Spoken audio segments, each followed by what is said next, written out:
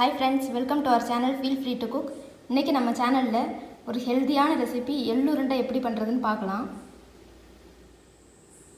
அதுக்கு தேவையான ingredients 3/4 cup எள்ளு, 1/2 கப் வெல்லம். உங்களுக்கு ஸ்வீட் அதிகமா பிடிக்கும்னா நீங்க 3/4 கப் வெல்லம் எடுத்துக்கோங்க, கரெக்ட்டா இருக்கும். இப்போ வாங்க எப்படி பண்றதுன்னு பார்க்கலாம்.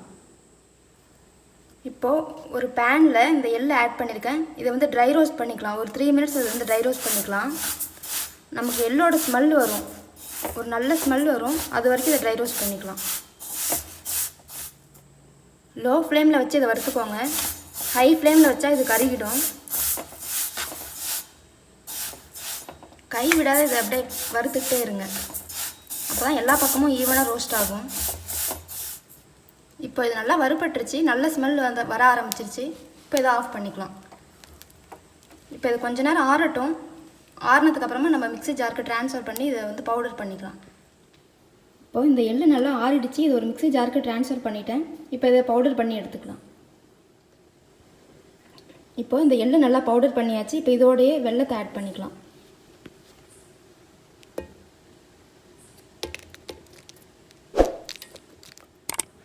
இப்போ இதையும் நல்லா பவுடர் பண்ணி எடுத்துக்கலாம். இப்போ நம்ம அரைச்சதை ஒரு மிக்சிங் பவுலுக்கு ட்ரான்ஸ்ஃபர் பண்ணிட்டேன். இந்த மாதிரி பதத்துக்கு நல்லா அரைச்சி எடுத்துக்கோங்க. இப்போ இனிமேல் இதை உருண்டை பிடிச்சிக்கலாம். உங்களுக்கு எந்த சைஸ் வேணுமோ அந்த சைஸ்க்கு உருண்டை பிடிச்சிக்கோங்க.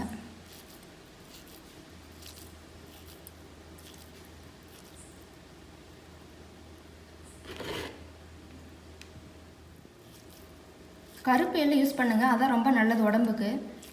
இதில் நமக்கு நிறைய கால்சியம் ஃபைபர் கண்டென்ட் நிறையா இருக்குது. ரொம்ப ஹெல்த்தியான ரெசிபி.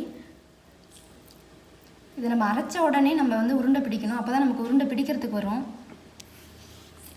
இல்லைன்னா நமக்கு உருண்டை பிடிக்கிறதுக்கு வராது, கரெக்டான பதத்தில் இருக்காது.